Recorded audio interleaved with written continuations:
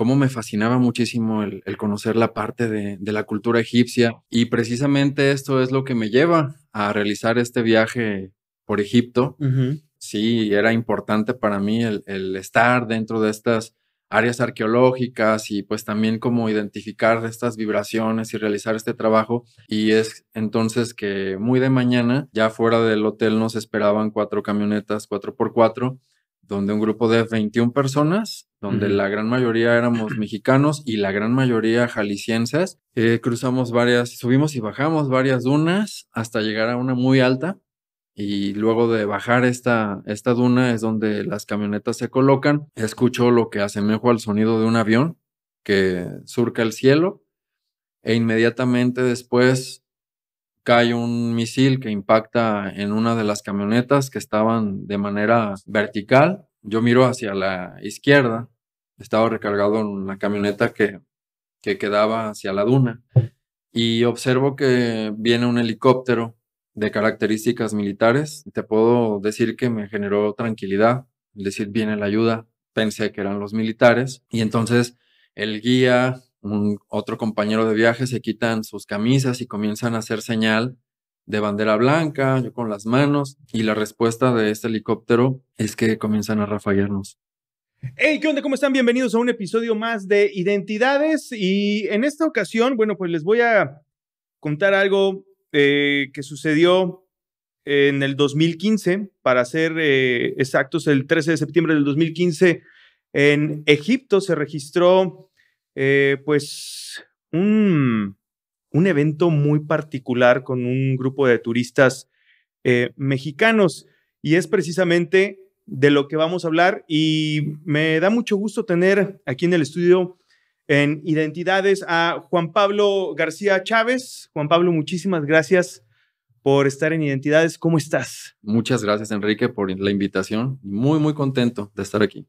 Bien, pues Juan Pablo resulta que fue parte de este grupo de excursionistas, de turistas mexicanos que estuvieron por allá en Egipto, y que, según las notas periodísticas, fueron confundidos por terroristas. ¿Es correcto? A ver, Juan Pablo, primeramente, platícanos quién es Juan Pablo García. Vamos a empezar por ahí. Muy bien. Soy tapatío. Ajá. Nací el 27 de junio del 79. Ok. Y bueno, durante gran parte de mi vida me he dedicado a aprender y a compartir temas relacionados con el bienestar, con la felicidad, con la espiritualidad. Y precisamente esto es lo que me lleva a realizar este viaje por Egipto, Ujú. un viaje con el que soñaba desde que era pequeño. Me recuerdo en primaria, por ejemplo, cuando revisaba mis libros de historia, cómo me fascinaba muchísimo el conocer la parte de la cultura egipcia, pero principalmente también la mitología. Estos seres híbridos, mitad hombre, mitad animales, que tenían una connotación importante dentro de la cosmología de los egipcios. Claro. Y entonces desde ahí surgió como la idea de que algún día llegará que conozca este lugar. Ujú. Entonces, dentro de este camino de vida, bueno, de profesión soy abogado, y hubo un momento en el que tuve como esta ruta diferente en la que me desvío para poder conectar con aquello que me apasionaba mucho, con mi propósito de vida. Ujú. Y es que dentro de esta parte de trabajo espiritual y energético, es que conozco a una maestra que me inicia también en Reiki, me inicia en Diksha, en varias de las disciplinas que tiene que ver con estos temas. Y ella realizaba casi cada año un viaje a Egipto para poder llevar a cabo un trabajo en pro de la humanidad, para poder generar una nueva conciencia, enaltecer el amor, la paz, etcétera. Esto, entonces, una de estas invitaciones ocurre justo en el año 2015. Ujú. Y bueno, pues mi ser me decía, este es tu año, sí o sí tienes que ir a conocer este espacio para poder realizar este trabajo. Pero además, algo que llamó mucho mi atención era que dentro de este viaje, un viaje número 13 para la maestra, y ahorita por estos días, ¿no? En donde se desarrolla esto, pues a lo mejor tiene como algo de relación.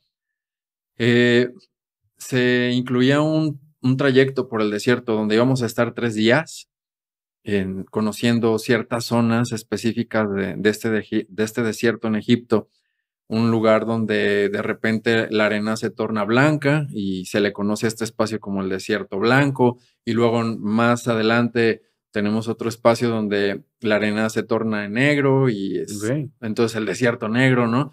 Pero tiene características como muy, muy específicas, y esto es lo que llama mucho mi atención.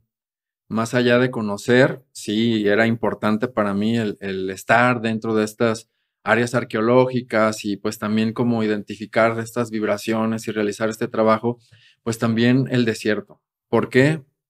No lo sé o no lo entendía justo hasta después. Estuvimos un poquitos días previos a realizar el trayecto por el desierto en la ciudad del Cairo, y esto me dio la oportunidad, y como al grupo también, de estar dentro de las pirámides, el conocer la Esfinge, el visitar un museo del papiro, entre algunas otras cosas. Sin embargo, ya estábamos programados para salir de la ciudad del Cairo el domingo 13 de septiembre hacia la zona del desierto, y es entonces que muy de mañana, ya fuera del hotel, nos esperaban 4 camionetas 4x4, donde un grupo de 21 personas, donde la gran mayoría éramos mexicanos y la gran mayoría jaliscienses, una norteamericana, los choferes egipcios, nuestro guía también egipcio y un guardia de seguridad que por temas pues, digamos que legales o políticos, necesita un grupo de turistas que lo acompañe. Perdón, haciendo un paréntesis, precisamente para esas fechas, no propiamente Egipto no estaba en conflicto, pero sí había un conflicto muy cerca de ahí, en Libia. ¿Es correcto? De esto desconozco. Sí. Bueno, tengo entendido que había por ahí, estaba, digamos, en el auge lo que era el Estado Islámico. Entonces, inclusive el desierto que tú mencionas, a donde los iban a llevar, creo que estaba pegado a la frontera con Libia, ¿es correcto? No, y creo que fueron estas partes de las como mala información que se comenzó a generar, ¿no? Precisamente como para el distorsionar la realidad de las cosas, ¿no? Va. O sea, todo era territorio egipcio, sí, meramente. Todo era territorio egipcio. Libia quedaba kilómetros, o sea, no sé si miles o cientos de kilómetros, pero no estaban nada cerca. En lo absoluto. ¿no? Ok. Sí, entonces hacemos este recorrido, duramos aproximadamente 3 horas para llegar a una zona específica de este desierto, pero previo a llegar ahí hicimos parada en 3 estaciones donde había retenes militares. Cabe mencionar que Egipto es un país militarizado y tiene características y políticas que podrían ser un tanto diferentes a las que estamos acostumbrados en México o en algún otro país. Entonces, sí o sí se tienen que atender este tipo de indicaciones que en un momento determinado los militares nos pudieran decir. Y bueno, lo que ocurre es que durante estos 3 saltos que hacemos en estos retenes, ellos revisan nuestra documentación, el itinerario, y nos fueron dando el pase, o sea, luz verde para poder adentrarnos hacia la zona que ellos previamente ya conocían al identificar nuestro itinerario. Juan Pablo, mencionas de estos retenes por parte del ejército egipcio. Obviamente, pues mencionabas 3. ¿Tú notaste algo raro en esos retenes? ¿Había alguna actitud hostil o diferente, vaya, cuando se paraban en estos retenes? No, siempre fue una actitud de, dentro de su investidura, pues era como de hacer un trámite, ¿no? O sea, en los saltos, no te digo que estaban sonrientes, sino que pues era de una manera muy formal, Cumplen con su trabajo. Cumpliendo con su trabajo, realizando el trámite indicado y dándonos el pase o la luz verde para continuar. Sí, entonces nunca hubo como una advertencia o como les mencionaba, ¿no? Como al ser un país militarizado, pues ellos, si nos hubieran dicho no se puede, pues no se puede. Claro. Y esto ya era a sabiendas de nosotros, porque incluso el guía nos había comentado antes de iniciar el viaje, en general, no propiamente en el desierto, que teníamos estas condiciones que podrían ser a lo mejor un tanto diferentes y que nos podrían sorprender incluso, porque no estamos tan acostumbrados aquí a tener este tipo de situaciones, Claro. pero que pues así era como se llevaba a cabo todo este desarrollo en cuanto al turismo allá en Egipto. Entonces, pues fue darnos el acceso. Ya en luego de pasar este tercer retén, continuamos nuestro camino por carretera y más adelante ya las camionetas tocan arena, se desvían. Y vamos, por ejemplo, en una recta de 2 vías y ya cruzan el camino hacia la izquierda y comenzamos ya a iniciar nuestro trayecto por la zona de arena. Subimos y bajamos varias dunas hasta llegar a una muy alta y luego de bajar esta duna es donde las camionetas se colocan de una forma rectangular, 2 verticales, 2 horizontales. Choferes y guía sacan una tela para colocarla como si fuera una especie de techito al centro, porque aparte eran los días más calurosos en Egipto y pues estábamos a temperaturas de más de 40 grados. Entonces, bueno, para dentro de lo posible, el cubrirnos con un poco de sombra y también sacaron instrumentos para preparar la comida. Esto era más o menos como al mediodía, o sea, íbamos a hacer el lunch. Y mientras esto ocurría, nosotros comenzamos a explorar el lugar. Y bueno, explorar es observar porque pues había solamente grandes cantidades de arena, ¿no? O sea, la vista se perdía en el horizonte de estar constantemente viendo pues ese paisaje. Más o menos unos 20 minutos, cuando ya que estábamos ahí, escucho lo que asemejo al sonido de un avión que surca el cielo e inmediatamente después cae un misil que impacta en una de las camionetas que estaban de manera vertical y esto genera una gran explosión. Yo traía mi teléfono, el teléfono vuela y bueno, pues me tumba la onda expansiva y al momento de levantarme, todo confundido, pues con mucha arena en los ojos, un zumbido en los oídos. Poco a poco se fue también, como estaba la arena levantada, fue bajando y comencé a ver el gran horror que estaba ocurriendo ahí. Ya una de las camionetas estaba incendiada. Habíamos antes de llegar a este lugar y entre retenes y esto a una gasolinera para llenar unos bidones, no solamente el tanque, sino bidones externos.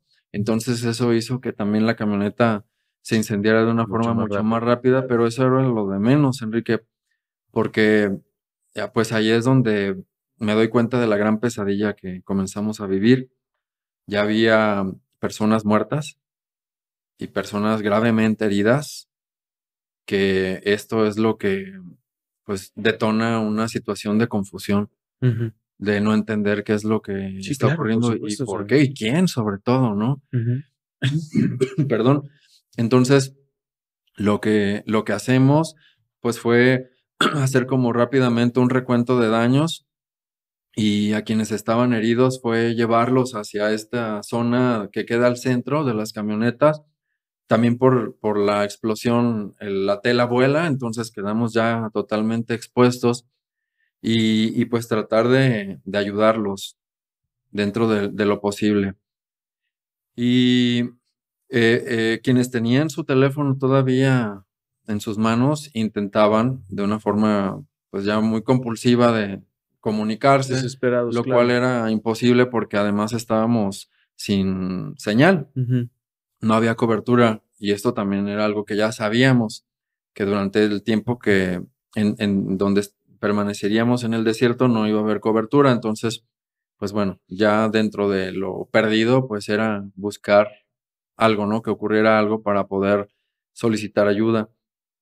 Y minutos después, yo miro hacia la izquierda, estaba recargado en una camioneta que quedaba hacia la duna, y observo que viene un helicóptero de características militares, volando muy Sí. bajito, y esto a mí te puedo decir que me generó tranquilidad, es decir, viene la ayuda. Ujú. Inmediatamente pensé que eran los militares. Y entonces el guía, otro compañero de viaje, se quitan sus camisas y comienzan a hacer señal de bandera blanca, yo con las manos. Y la respuesta de este helicóptero es que comienzan a rafaguearnos con metralletas. Y ahí es donde me cae, como decimos, el 20 de que esto era dirigido hacia Sí, sí, nosotros, sí. O sea, nunca que no hubo había, un aviso previo. O no sea, había aviso, no nada, o fue sea, deliberadamente contra ustedes. así, así tal cual. Y pues esto es muy largo, o Sí, sea, no, claro. no, no queda solamente ahí, sino que ocurre durante 5 veces más en las que el avión volvía a surcar el cielo, lanzar el misil y luego el helicóptero regresaba para continuar su ráfaga Ujú. sobre nosotros.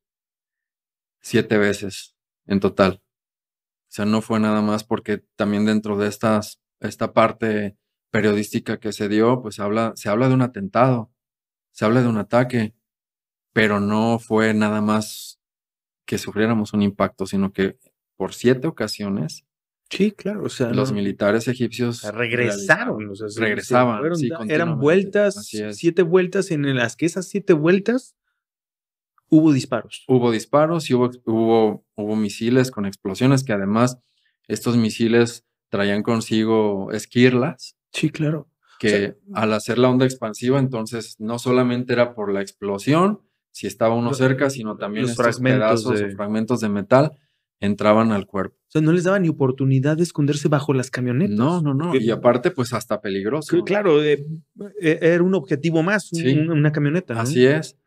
Entonces, y sobre todo el miedo de correr, porque ¿hacia dónde? ¿No? Y era quedar como, pues ya un tiro Sí, sí, sí. certero, ¿no? Blanco fácil. Un blanco fácil para ellos. Además de esto, de estos misiles, de estas metralletas, en los últimos ataques que sufrimos, lanzaron un gas negro. Ok. Un gas negro que se comenzó a expandir por la zona de una forma muy rápida, pero que tenía una característica muy diferente al humo que, por ejemplo, estaba incendiando las camionetas. Ujú. Por inercia subía, pero este gas era muy pesado y se mantenía Abajo. abajo. ¿Qué producía? Yo, por ejemplo, cuando comencé a respirarlo, sentía que me quemaba por dentro, que los pulmones se me quemaban y los órganos. Entonces esto me generó mucha tos, sentía que me ahogaba y fue salir a correr hacia esa gran duna, o sea, subir a esa gran duna, pero ya como por inercia, lo cual también hicieron varios de mis compañeros que Ujú, podían ujú. todavía caminar. En ese inter, pues dentro de lo posible fue ayudar para arrastrar a algunos que no estuvieran tan cerca de las camionetas, pero fue ya correr sin Sí, esperanza claro. Sí, sí, hacia la sí. nada, ¿Cuántos eran? ¿Era un grupo de cuántas personas? contando choferes, contando guía, Ujú. que ellos eran egipcios y la gente, bueno, la persona de seguridad, y nosotros éramos 21 personas. 21. Ujú, Ok. mexicanos, una norteamericana también. Y ahí en el lugar, bueno, mencionas ya de personas fallecidas. ¿Cuántas, recuerdas cuántas personas habían ya en ese momento en que se estaban registrando los demás ataques? En ese momento no O sea, sabía te con nublaste, claridad. o sea, era obvio, No pues. lo supe ya hasta después, ¿no? Ujú. El listado de personas que fallecieron lo supe ya una vez llegando al hospital. Eh, pero bueno, Perdón, ¿cuánto tiempo duró todo este ataque? pues todo este ataque duraría aproximadamente una hora y fracción, porque iban y regresaban, iban y regresaban. Lo que sí duró más fue la agonía, Sí, claro. que fue un proceso largo. Ya una vez que lanzan este gas, por ejemplo, te comento que corro, Corren. vuelve a pasar uno de los helicópteros y comienza a hacer también otra vez su rafagueo. Yo de las cosas que recuerdo es cómo iba generando una línea con las balas, Sí. ¿no? Como para ser más certero. Sí, sí, sí. Y una de estas balas me atraviesa el fémur derecho y otra me roza el costado derecho. Esto inmediatamente colapsa el pulmón y la pierna, pues también vuela un pedazo de hueso. El humo, además de respirarlo, yo iba de bermudas y con playera. Las partes que me tocó la piel me quemó. La piel se me caía. Sí, entonces era algo muy raro. La ropa no se quemaba, pero la piel sí. Y esquirlas, pues entraron a mi cuerpo así una gran cantidad. Hoy lo digo como broma, ¿no? De Sí, que me claro. toman una radiografía y brillo como arbolito de Navidad, Ujú. porque muchas de ellas están en mi Todavía cuerpo. permanecen Sí, en sí, tu sí, cuerpo. quedaron profundas y bueno, pues ahí están y van a estar toda la vida. Sí, claro. Y los oídos se me reventaron. Como consecuencia me quedó un zumbido en el oído izquierdo, lo tengo Ujú, todo el tiempo, ¿no? Como cuando se dice, ay, alguien está hablando de mí, ¿no? ujú. Y que suena así como el Sí, sonidito, la sí. presión cambia, entonces lo tengo ya también permanente. Y entonces estas eran mis condiciones, ¿sí? Y pasaron muchas horas, como te mencionaba, dentro de un proceso de agonía entre que escuchaba y quienes quedaban cerca de mí, pues veía cómo se iban despidiendo y con la frustración de no poder hacer nada y que además necesitaba, pues dentro de lo posible, estar tranquilo para poderme mantener vivo Claro. el tiempo que fuera. No sabía cuánto.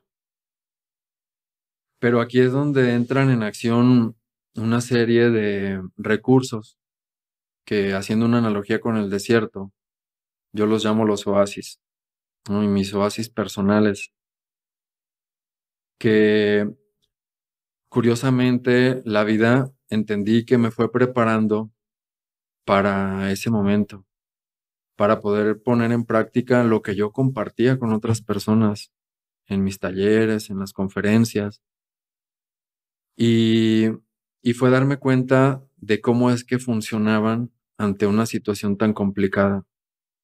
Un ejemplo, la respiración consciente.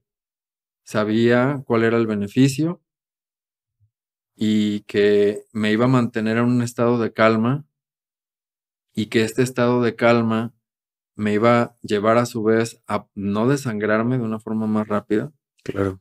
para que pudiera aguantar, como te digo, pues lo que pudiera, ¿no? Porque había mucha incertidumbre.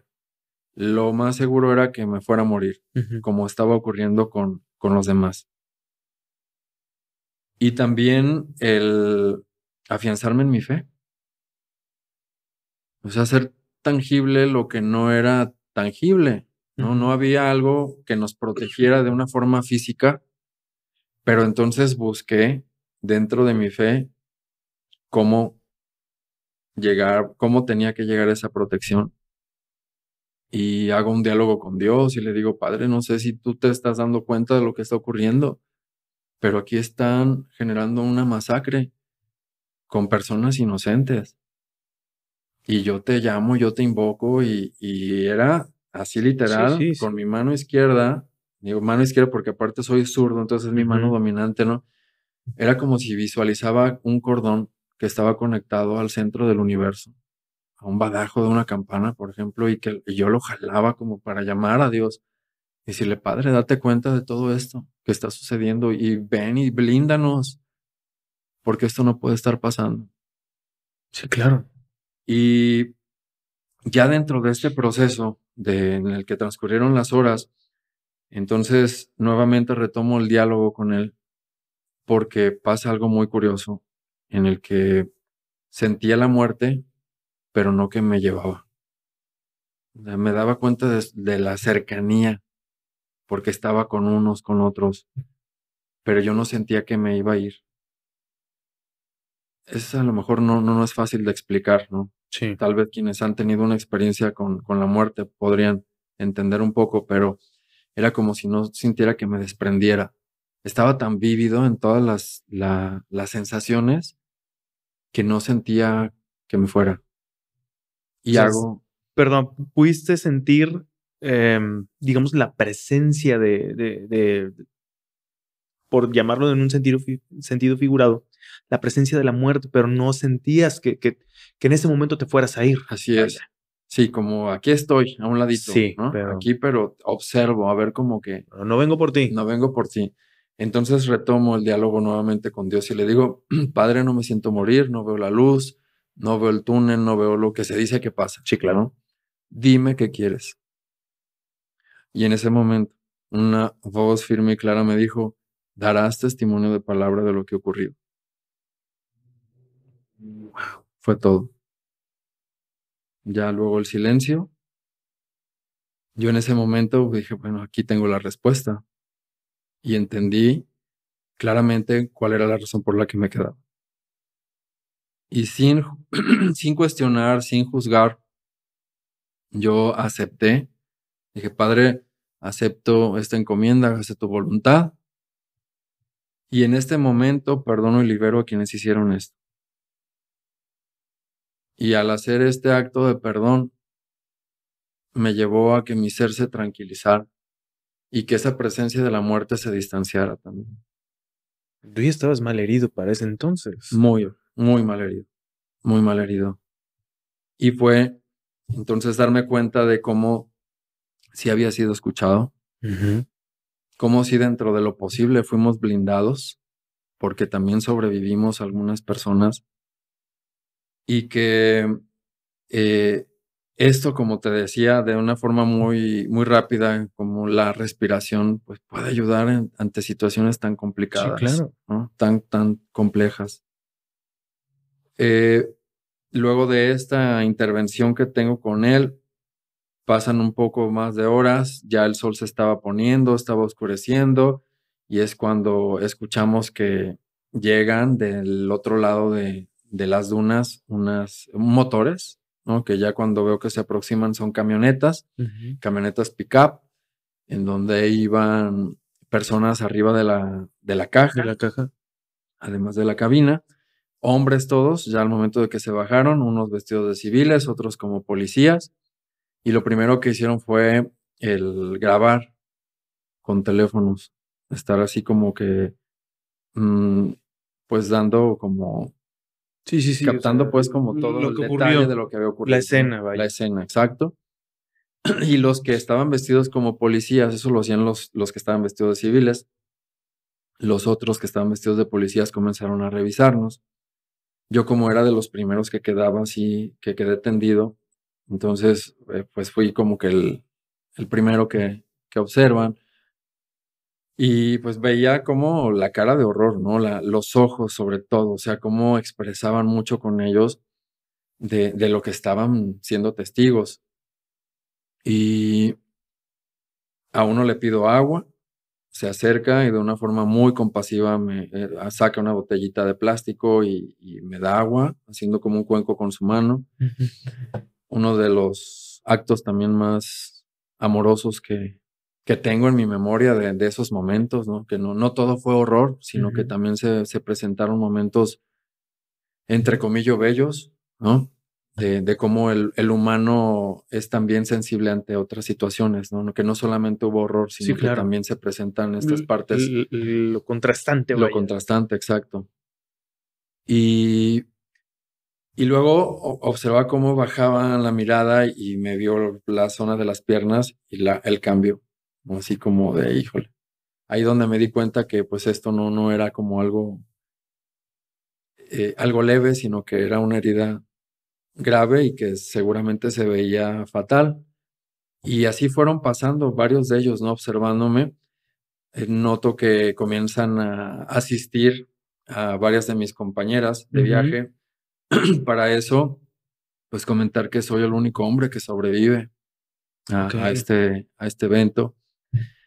Y, y entonces, pues las otras que eran mujeres, las otras personas, pues las empezaron a asistir, algunas caminando por su propio pie, lo cual también es un milagro, ¿sí? Totalmente. Y otras, pues sí, también muy heridas.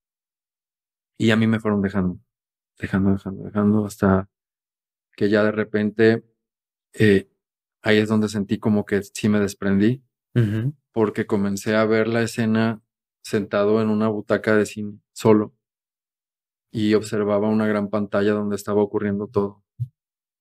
Y lo veía pues en primer plano. Sí, Y claro. como en cámara lenta comenzaban a correr estos policías y cómo asistían, cómo se estaban incendiando las camionetas. Y regreso a través de un aliento de vida. Lo que hago fue como agarrar aire, regreso a la acción y con una energía que no sé de dónde saqué. Esto me lleva a que me incorporo con mis manos, el Ujú. tronco, lo levanto y esto hace que volteen los policías y es cuando me llevan.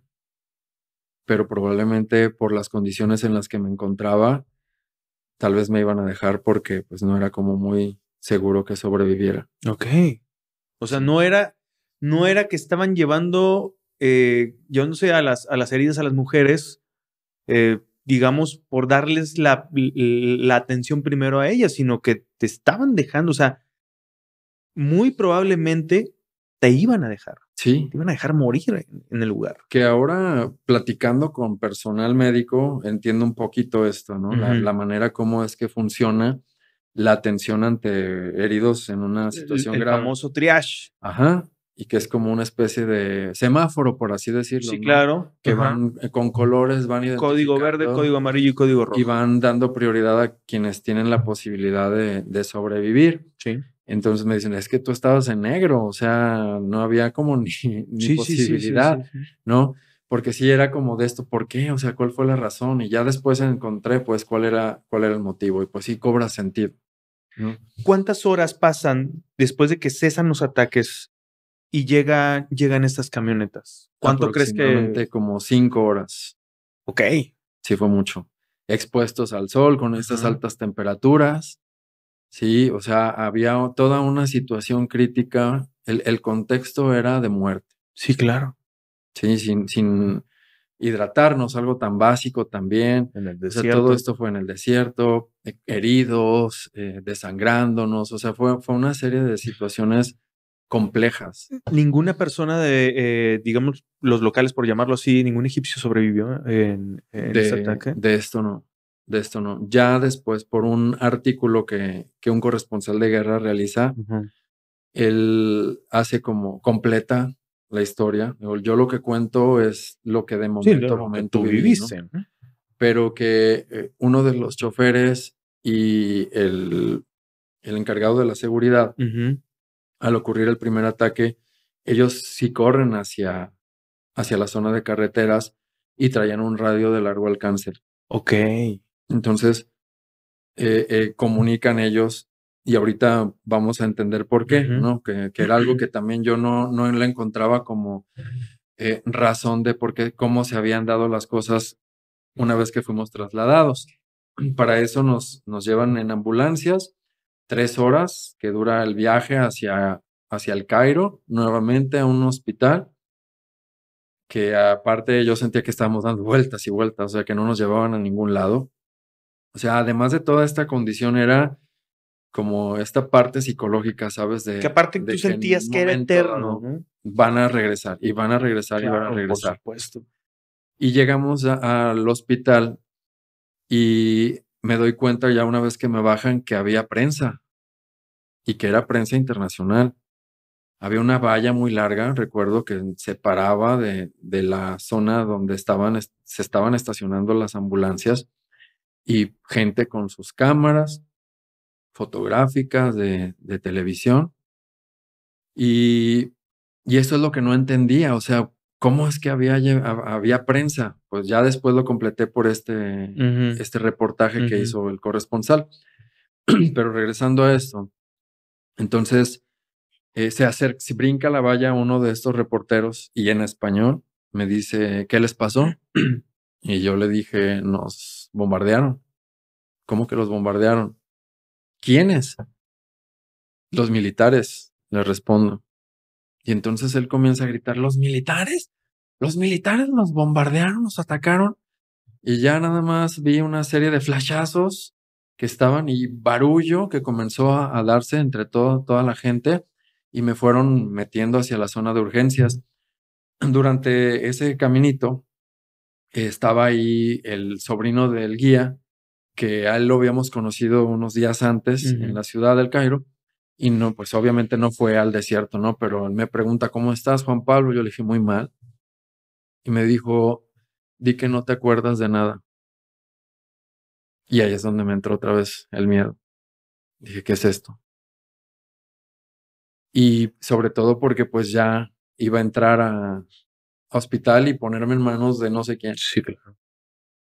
Pero también para mí era importante el informar, porque fue la primera vez que hago la encomienda, ¿sí? De dar testimonio. Sí. Sí. Entonces dije, pues yo por lo menos ya informé qué es lo que ocurrió. Y paso a urgencias. Recuerdo que estaba obviamente boca arriba y el personal médico me observaba absorto, como si no supieran qué hacer.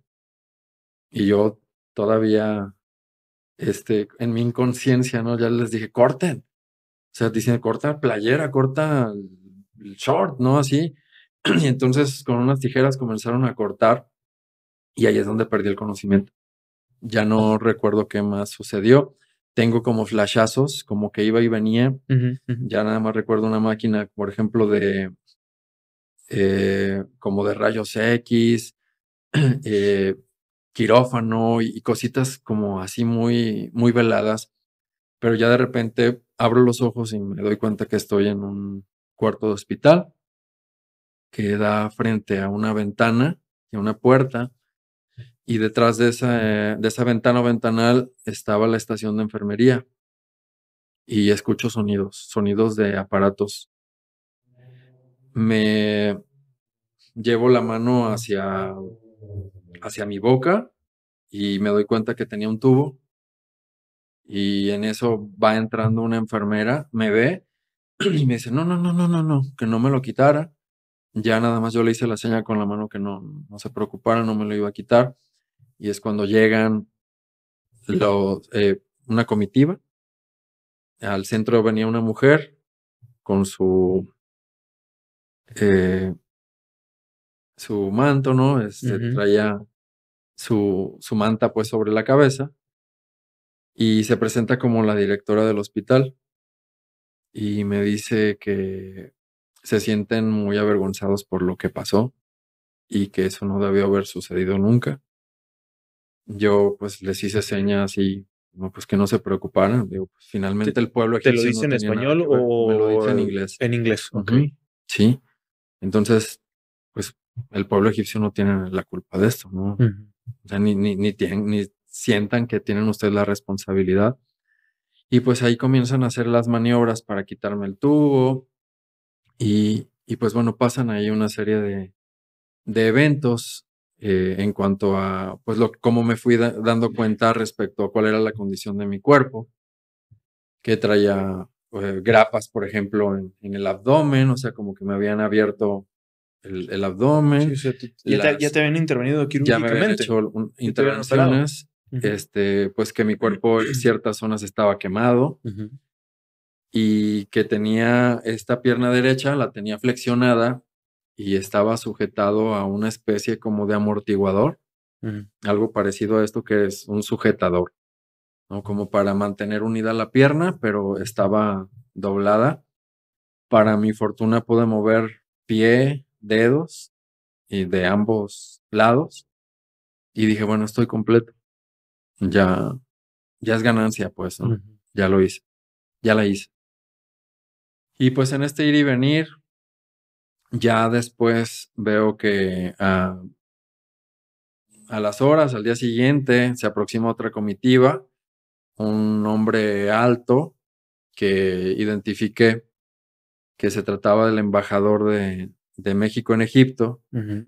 Esto porque, bueno, también comentar que suelo ser como muy precavido y me doy de alta cuando viajo al extranjero en la página de la Secretaría de Relaciones Exteriores para avisar dónde es, que esto lo podemos hacer todos, ¿Y qué es lo que debemos qué es hacer? lo que deberíamos de hacer, ¿no? Exactamente. Pero no lo hacemos, no estamos tan acostumbrados. Pero entonces sí entré, investigué y vi su foto, la traje a la memoria justo cuando venía él acercándose.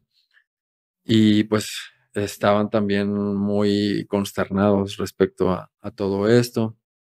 Me pregunta, pues, qué fue lo que sucedió. Venía un militar con ellos, mexicano, Ujú. y entonces él se acerca con una libreta porque yo hago la seña de que podría escribirles y comienzo entonces con una hoja y pluma a narrar algunos detalles. Eh, Poco a poco se me fue también como ya arreglando la voz, ¿no? Porque estaba como ronco Por el tubo. por este tubo Ujú. y ya podía hablar cada vez mejor. Pero entonces se quedaron sorprendidos. Dijeron, ¿en qué momento? ¿Cómo? Y no debió haber pasado esto. Me preguntaron que cuál era mi familiar cercano que quería que se le avisara. Yo informo que mi hermano. Y pues datos, ¿no? Datos personales de él también para que pudieran contactarlo. Y pregunto qué día es, y ya me dicen que es el día 14. Ok. Ya yo les comento, bueno, estamos muy próximos a nuestra independencia, a celebrarla, y me gustaría tener algo de México aquí. Y mm, les dije, ¿podría tener una bandera? Y me dice el militar, claro que sí, yo te la traigo, Ujú. por supuesto, cuenta con ella. Y para mí, pues era, pues tener esta cercanía con el país, Sí, claro. pero además porque es una celebración que mi papá siempre nos inculcó. Era de que llegaba septiembre y las banderitas en el carro y en la casa y afuera, en la calle, y siempre era el tenerlas, ¿no? El tener como presente nuestra bandera. Y pues para mí era entonces algo que cobraba todavía un valor Sí, mayor, por ¿no? supuesto. Porque además era como sentirme cercano a mi papá, que ya había fallecido años antes, ¿no? Y sentirme cercano a mi país. Tú no llevabas una bandera en este viaje. No, Y digo, se me viene a la mente esta pregunta. Durante el ataque, nadie tenía una bandera, algo que los identificara como turistas. fíjate que, y esta foto la pueden googlear, Ajá. que hay una foto de quienes éramos los viajeros, Ujú. turistas, que un día antes estábamos en las pirámides y alguien traía una bandera chiquita de México. Ujú. Y salimos pues el grupo con esa bandera, pero pues yo creo que en ese momento ni Sí, piensas. claro, ni Y sobre pensarlo, ¿no? todo porque era asistir, sí, y creo que esto es también la parte bonita de la que puedo hablar de mis compañeros, que como grupo estuvimos conteniendo. Sí, no hubo, a pesar de todo ese horror y que entraron varios en crisis, hubo esta contención. Es decir, estoy aquí para apoyarte y como pueda apoyarte. Claro. Y bueno, ya estás, llega la comitiva, ¿qué sucede después de todo esto? O sea, ¿qué parte viene? Pues ya de esto viene la bandera, Ajá. ¿no? Llega el militar con la bandera muy contento, yo también, mucho más creo que él, y le pido que me la cuelgue y coloca la bandera así entre las cortinas que separan como las Ujú. camas, y llama mucho la atención a la gente del hospital porque se acercaban y preguntaban de dónde era la bandera y pedían permiso para tomarse fotografías. Sí, fue como, Mm. sí, sí, sí, o sea, Ajá. una serie de situaciones bonitas, Sí, ¿no? claro. Que recuerdo de una forma sintiéndome muy orgulloso por Sí, mi sí, por país, supuesto. como siempre me he sentido, pero sobre todo a la distancia y lo que generaba. Incluso había un chico que hacía el aseo y también como que se acercaba a la puerta y esto. Ya una vez le dije, ven, acércate. Y ya me pregunta, ¿de dónde es? Ujú. Ya le dijo, México. Pues estaba así como que, ¿quién sabe qué es Sabe. México? Ajá. Ya le digo, bueno, Estados Unidos, ¿no? Así como para relacionar un poco que hacemos frontera. Y de repente Se así, le ¿no? ilumina la Los cara. ojos, los ojos se le saltan y se le ilumina la cara y me dice, Chicharito, ¡Oh! Chicharito. Y ya le dije, sí, Chicharito, Chicharito. Oh, sí, México, Chicharito. Relacionó Ajá. México por el Chicharito Hernández. Entonces, pues todavía más, ¿no? Una Sí, sensación claro. mayor. ¿Qué viene después? Llega quien recientemente había sido nombrada secretaria de Relaciones Exteriores, Claudia Claudia Ruiz. Ruiz Massieu, Ujú. que también pues, la identifiqué, pues, la había visto días antes en televisión y pues también, ¿no? ¿Qué pasó? Pregunta, comienzo nuevamente a narrar lo acontecido, quedan también horrorizados, ¿Tú seguías consternados. en El Cairo? Sí, sí, Okey. estábamos allá. Y me dice, pídeme lo que quieras. Luego de escuchar todo, y le dije lo que quiera. Me dice, sí. Le dije una lima. Ujú. ¿Cómo que una lima? Sí, una lima, una fruta. Y pues se quedaron todos como preguntándose, ¿cómo que una lima? ¿Por qué quieres una lima? Me pregunta. Ujú. Le dije, porque mientras estaba agonizando en el desierto y veía el sol, cómo se iba poniendo, de repente lo visualicé como si se convirtiera en una lima a la mitad y que por una mano invisible era exprimida y que ese jugo pues no llegaba a mí y veía cómo hasta se evaporaba. No, pues se quedaron como, Okey. sí, sí, Ujú. sí, diciendo, wow. O sea, no, esto no puede ser, ¿no? Así como eh, veían como notaban mucho cómo estaba tomando las cosas con qué nivel de fortaleza. Ujú. Sí, Incluso claro. me llegaron a decir, oye, venimos a consolarlos y resultamos consolados por ustedes. Pues es que ya, ¿qué más podíamos hacer, no? Sí, claro. Es continuar, ¿no? Ante todas esas situaciones. Y me dice, En este momento yo no te puedo conceder una lima, pero te prometo que llegando a México vas a tenerla. Y ellos llegan en el avión presidencial, Ujú. me dice, ya notificamos a tu hermano, nada más que él no logró llegar con nosotros, pero viene en un próximo vuelo". Y así fue. Llega también mi hermano, y ahí es ya a partir de como toda esta serie de situaciones que yo me siento muy acompañado y sobre todo, em, pues, muy orgulloso de México, de cómo reaccionó ante esta situación, porque además es un hecho histórico. Es Totalmente. una situación que no había ocurrido nunca en esas condiciones, no había precedentes, y tuvieron que resolver conforme se iban dando las cosas. Y pero además, ya por parte de Egipto, comencé a percibir el ambiente hostil. Las cosas Ujú. comenzaron a A cambiar. cambiar.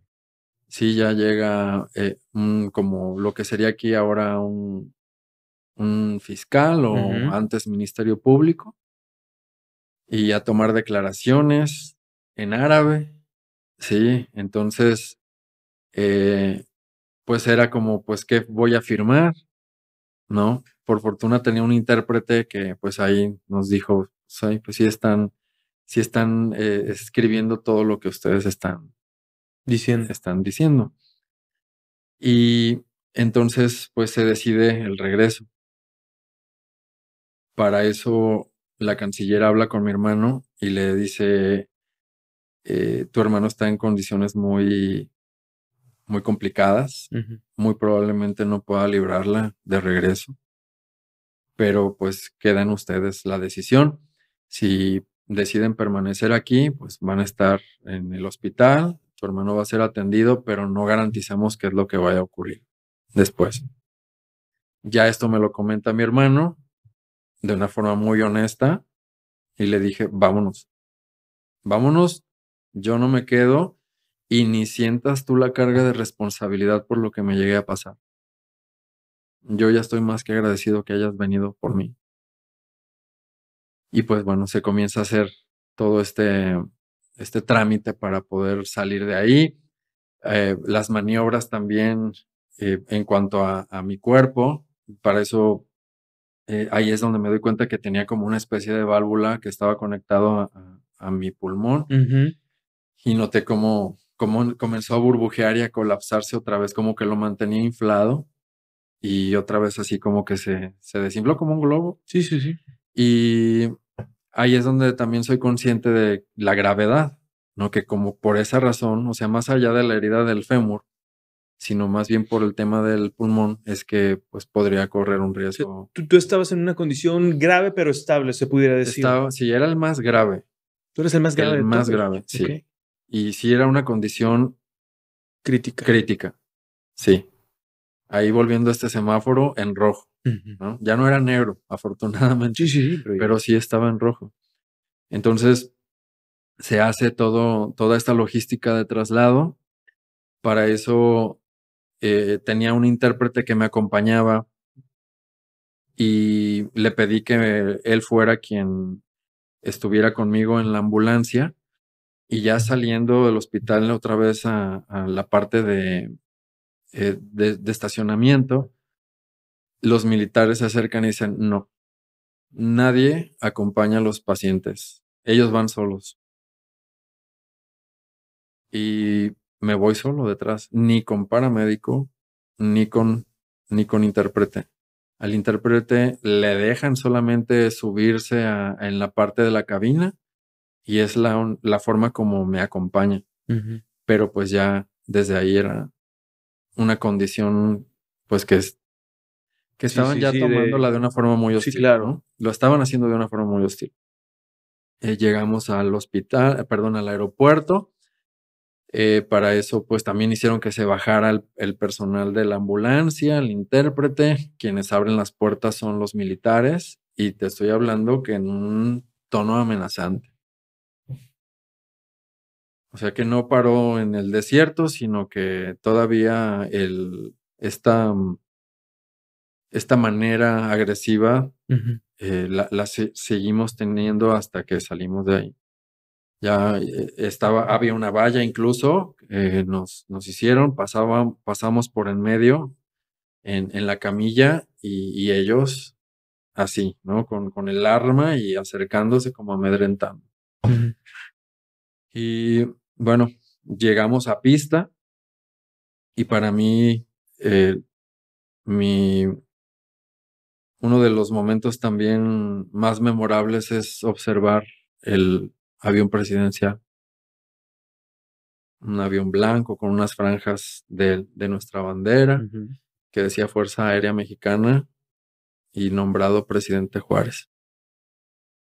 Tenía ganas de llorar, ya se me habían secado las lágrimas, pero sí fue un momento O sea, muy regresaste emotivo. a una parte de tu país, Sí, ¿no? porque sabía que estando arriba de ese avión claro. estaba ya en territorio mexicano. Sí, por supuesto. Sí. Y bueno, la bandera le pedí a mi hermano que se la llevara, entonces ya él traía consigo la bandera. Hicimos un trayecto muy largo, porque aparte no era un avión que estaba preparado para viajes transatlánticos, sino que pues teníamos que llegar a hacer escalas, 2 escalas, una en Irlanda, otra en Canadá. Y no solamente era para abastecer de turbocina, sino también medicamentos y lo que íbamos necesitando durante el viaje. Ese avión se convirtió en un hospital improvisado, donde se colgaron incluso los sueros con ganchos de ropa. Tú ya traías, pero había personal médico. Sí, para supongo. eso, sí, que junto con la comitiva con la que llegó la canciller, estaban también 2 médicos mexicanos. Entonces ellos son quienes nos acompañan y nos asisten durante todo el trayecto de regreso. Ya pues durante todas estas horas, pues sí fue como complicado porque sí sentía que ya no la libraba. Sí había momentos en los que decía, ya no Ya puedo estabas más, muy me cansado. siento muy cansado, me siento muy cansado. Uno de los médicos, y creo que eso me ayudó mucho, me dio un oxímetro que en ese tiempo pues no eran tan Sí, conocidos, claro. ¿no? Ujú. Entonces me dijo, tu tarea, mira, te vamos a poner este aparatito en el dedo y tu tarea es que no baje de 80. Sí. Y así vas a estar trabajando con él durante todo el trayecto. Ah, sí, sí, sí. Yo hasta todavía con broma, pues siempre he sido de 100, ¿no? Entonces, Ujú. pues veía cómo iba disminuyendo, más de 80 incluso. Entonces ya sentía que mi cuerpo no iba a resistir, pero era con el ánimo de la gente de que vamos y Juan Pablo, todo bien y mira que ya estamos a punto de llegar y tú puedes y así fue como logro como mantenerme con la energía para poder llegar. Ya aterrizamos en Ciudad de México, ya estaba prensa también ahí y, pues nos comienzan a bajar por plataforma. Ujú. Primero descienden familiares. Para eso le dije a mi hermano, mi bandera, ponme mi bandera. Yo quiero bajar con la bandera. Entonces me la deja, llegan los paramédicos, nos permiten, nos colocan, perdón, eh, en camillas que ya luego fueron situadas en las plataformas que bajaron. Y en cuanto bajé, fui recibido nuevamente por la canciller entregándome una cubetita con limas. Wow. Y me dijo, como te lo prometí, Ujú. aquí están tus limas. Y pues yo iba con mi bandera también sintiéndome pues muy contento de regresar. Ujú. Me sentía, pues que había salido del infierno. Sí, totalmente. Sí. Y que volvía a mi tierra prometida. Llegas a México, eh, supongo que ya el panorama empieza a mejorar. ¿O qué sucede? Sí, totalmente. Digo, ya de entrada en casa, ¿no? Sí, O claro. sea, ya no en casa de familia, pero sí en México, Sí, sí, sí, ya que estás en tu pues país. esto ya sabemos cómo es la calidez de nosotros, ¿no? Ujú. Creo que también No, hay y que, más cuando estamos en una situación, o sea, exacto, la solidaridad que nos caracteriza, ¿no? esto creo que también es importante destacarlo, sobre todo en estos tiempos tan difusos, ¿no? Que vivimos, que de pronto a lo mejor nada más nos vamos a todo es maldad y están sucediendo situaciones que sí ocurren, pero que no todo es esto, No, digo, no, sino que el mexicano exactamente. también se caracteriza por esta resiliencia, por estas ganas de ayudar, de compromiso, de empatía, de amor por el prójimo, que eso es lo que somos de una forma Sí, natural. pero totalmente. Sí, Y lo dice Pablo Latapí, los buenos somos más. así O sea, es. somos más. Sí, y es nada más amplificar nuestra visión, ¿no? Hacia también esas buenas acciones que se generan. Claro. Sí, entonces, eh, pues porque duré casi 2 meses en hospital Ujú. y con riesgo de perder la pierna porque contraje una bacteria, entonces fue un tratamiento complicado de pasar varias veces a quirófano para hacer lavados antes de fijarme una barra de titanio, que es la que me sostiene la Ujú. pierna, pero ver el compromiso, la pasión y cómo desde la vocación hacían el trabajo médicos, enfermeros, enfermeras, camilleros, todas las personas que estaban ahí en ese hospital, pues me hizo sentir, Con un trato único. claro, especial y lleno de mucha gratitud. Claro. Sí, Cuando tú fuiste la persona más grave. ujú, ¿Perdiste el contacto con tus compañeros de grupo, con los sobrevivientes? ¿Ellos regresaron en el mismo avión? sí, Todo el mundo regresó todos en el mismo vuelo. regresamos, sí, Ajá. mm, Y supongo que tu estadía en el hospital, todo esto se desarrolló en Ciudad de México. sí, ¿Qué pasa cuando te dan de alta en Ciudad de México y regresas a Guadalajara? sí, que es como regresar a otra realidad. Sí, claro. No fue como suspender mi vida durante todo ese tiempo y encontrarme con una realidad diferente. ¿Cuánto tiempo estuviste hospitalizado? Casi 2 meses. 2 meses. Ujú. Sí.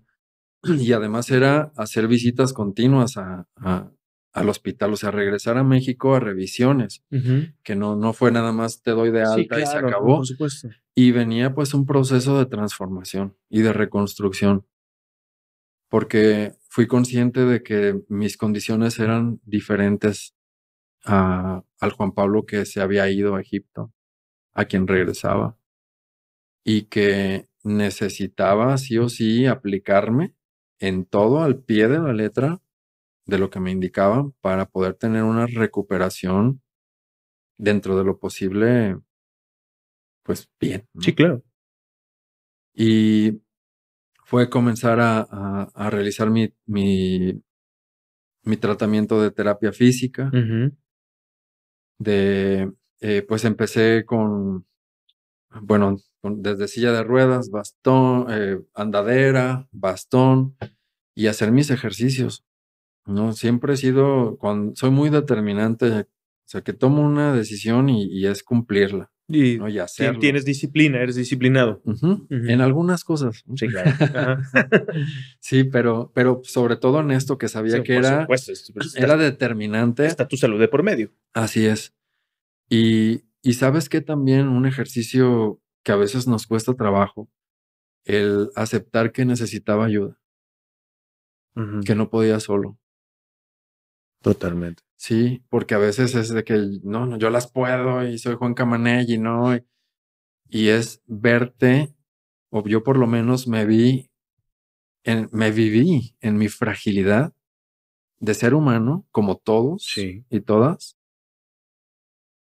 y entender que al no poder yo hacer nada, porque fue reaprender todo, todo, o sea, necesitaba ayuda para todo, fue entender que debía aceptar esa ayuda y pues con amor propio, ¿no? También, Sí, ¿no? claro. Porque Lo dejar principal. el orgullo y aceptar que esa era mi condición y que si permitía la ayuda, mi recuperación se iba a dar también de una forma diferente. En cuanto a estas partes también de aprendizajes que te decía que previamente al desierto tuve, pues era también trabajar como por ejemplo con la gratitud, como esta emoción pues nos lleva a conectar con un estado de plenitud, ¿no? De conciencia, Claro. de aceptación y sobre todo de darnos cuenta que todo, absolutamente lo que ocurre en la vida es motivo de agradecimiento, porque Totalmente de nos acuerdo. rescata de algo, siempre, ¿no? Hablando de lo malo o de lo adverso. Nos está rescatando, nos está pidiendo atender algo y trabajarlo. Creo que una de las condiciones principales del ser humano, yo siempre lo he dicho y lo tengo muy presente, es la gratitud. No importa si lo que tienes que agradecer es para bien o agradeces también lo que te sucedió para mal. Porque cuando agradeces lo que te sucede para mal, se vuelve en aprendizaje. Así es. Y eso es una parte esencial que debemos de tener como seres humanos, la gratitud. Creo que si tenemos gratitud, tenemos todo. Sí, sí, porque se genera una conciencia respecto a todo Totalmente de acuerdo. lo que tenemos y lo que vivimos, ¿no? Y aquí también le quitamos como este peso negativo o positivo, sino es lo que es y lo agradezco tal cual, porque me está dejando una enseñanza, ¿no? Sí, Como así un es. aprendizaje, como mencionas.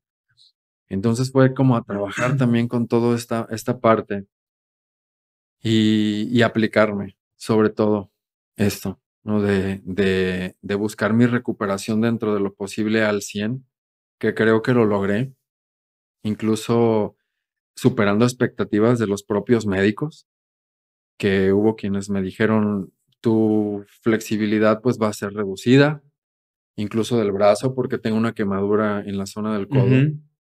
Yo no lo podía flexionar y un médico me comentó, tú ya no vas a poder retomar esa flexibilidad que tenías antes, entonces vete acostumbrando. Y yo en mi mente dije, ¿eso es lo que tú crees? Ajá. Sí, sí, sí, eso es lo que tú crees. Y para eso me visitó una amiga en ese tiempo que ella maneja todo lo de PNL, de programación neurolingüística, y me decía, mira, ¿sabes qué? Visualízate, aunque no lo puedas hacer, pero tú muévelo, pero visualiza que lo puedes mover más y más y más y más y cada vez más y cada vez más. Ese médico me dijo esa situación o esa condición posible que iba a tener el 1 de diciembre del 2015 para el 31 de diciembre en la cena de Nochevieja. Yo estaba utilizando mis dos brazos, los cubiertos, y llevándome con mi mano derecha el vaso y el alimento. Sí, claro. Recuperé al 100% la flexibilidad. Entonces, ha sido también una serie de aprendizajes que me ha dejado y que pues comparto también con las personas, de que cuando se quiere se puede. Totalmente. Sí, y que las limitaciones están aquí. Que yo, al ser una persona espiritual, pues también hago este anclaje con Dios, ¿no? Que para mí es importante. Es decir, la presencia de Él y saber que estamos acompañados de un ser superior. Esto modifica las cosas. Totalmente. Y nos puede sacar de esos desiertos que todos y todas atravesamos. Porque también aquí dentro de estos aprendizajes, Enrique, es que me di cuenta que viví un desierto personal dentro de un desierto real, ¿sí? Como una ironía de la vida. Pero que todo ser humano en algún momento de la vida va a experimentar un desierto personal. ¿Qué es un desierto personal? Una adversidad, ¿sí? La pérdida de un ser querido, el anuncio de una enfermedad, el cambio de una situación económica, la pandemia, el rompimiento de una relación, algo, pero eso va a ser una adversidad, va a ser un desierto Va a ser un personal. desierto, claro. ¿Y por qué un desierto? Porque nos sentimos de repente como si estuviéramos colocados en un espacio así, abandonados, Sí, solos, en sin un lugar entender. amplio, de mucho calor, desértico. Desérticos, ¿no? Te sientes solo. Abandonados. Sí, exacto. Entonces, sí o sí vamos a atravesar en algún momento de la vida, uno o muchos. Y hay que estar preparados para ello. Es parte de nuestro viaje de vida. ¿Qué es lo que nos dejan los desiertos? Aprendizaje. Pero además del aprendizaje, la transformación. Porque es donde tenemos la oportunidad de hacer una modificación en nuestro ser de tal manera que podamos convertirnos en un ser nuevo, que aprecie y que valore lo que tiene y lo que la vida misma ofrece. Y que tarde o temprano vas a encontrar un oasis, ¿no? Vas a encontrar eso. Siempre, que siempre están esos oasis. ¿Cómo? Con la gratitud, ¿no? Volviendo a lo mismo. Que si estoy ahorita pasando un mal momento, a ver, pues recuerda por qué te sientes agradecido. Pues ya por el hecho de respirar, ¿no? Que ha cobrado un peso también Y que eso te importante en estos mantuvo últimos vivo. tiempos. Y que a todos ahora en pandemia, ¿no? Que le dimos un valor Totalmente. diferente a la respiración. Entonces, agradecer que puedo respirar sin necesidad de ser asistido por un aparato cambia, por supuesto, la visión. Claro. Y entonces esto nos lleva a, no todo es malo. Tengo cosas también, tengo razones por las cuales puedo agradecer. Claro, cosas tan simples que te mantienen en pie de lucha, ¿no? Sí, Y creo que la gratitud fue lo que te mantuvo vivo. sí. Tú volviste a nacer un 13 de septiembre. Volví a nacer un 13 de septiembre, así que festejo 2 veces cumpleaños. Qué bueno. Y de esto, pues precisamente se trata tu libro, ¿no? Desde mi desierto, que pues prácticamente, digo, no hemos hecho spoiler, pero bueno, es prácticamente lo que se puede encontrar y todavía Claro, falta. sí, porque bueno, Todavía. es lo que detona, ¿no? Precisamente toda esta situación, el contexto, viene, por supuesto, aquí más cosas que sucedieron. El libro, ¿dónde lo pueden encontrar, Juan Pablo? Lo ¿Dónde podemos pueden encontrar? adquirir en mi página www.juanpablogarcia.mx. Ok. Ahí viene la forma como lo pueden adquirir. El envío es gratuito a México. Estamos ya ahorita abriendo también mercado a otros países, pero bueno, se puede hacer de una forma muy, muy sencilla. Así, y pues también a través de mis redes sociales, que son Juan Pablo GCH. También ahí vienen enlaces para poderlo adquirir. Perfecto. Juan Pablo, de verdad que te agradezco muchísimo el que hayas aceptado la invitación para platicar conmigo, para platicar con nosotros aquí en Identidades y que nos dieras ese panorama. Para mí sabía un poco de tu historia, hoy me queda mucho más claro y obviamente leyendo el libro me va a quedar todavía mucho más esclarecido el tema neural de esta experiencia, una experiencia amarga que a final de cuentas siempre trae luz, desemboca en un mensaje positivo, ¿no? Y de verdad te agradezco mucho el que hayas compartido esta experiencia. No es una experiencia, obvio, nada fácil, y es admirable la fortaleza como ser humano que te llevó a mantenerte vivo. Y eso es digno de admirarse y te lo agradezco muchísimo. Muchas gracias. Bien, entonces, repítenos nuevamente tus redes sociales. Juan Pablo GCH. Juan Pablo GCH. Ahí lo pueden encontrar y pues bueno, muchas gracias nuevamente. Un placer. Bien, señores, pues ya lo tienen ustedes. Juan Pablo García estuvo aquí en Identidades. Recuerden seguirnos también en mis redes sociales como @KikeBoobs, las dos con K. Ahí nos pueden encontrar prácticamente en todas, excepto Facebook. Ahí no me pregunten por qué, no me dejó poner KikeBoobs, pero me pueden encontrar como Enrique Bustos. De ahí en más, KikeBoobs, las dos con K. Y también recuerden suscribirse también a mi canal de YouTube. De verdad, eso es muy significativo porque si ustedes se suscriben y le dan like a todos los videos, a todos los episodios que preparo para ustedes, bueno, pues esto significa que estamos haciendo bien el trabajo y que me ayuda a hacer mejor contenido para todos ustedes. Y es la finalidad, llevarles un contenido de agrado. Muchísimas gracias por haber estado con nosotros. Nos vemos en la próxima.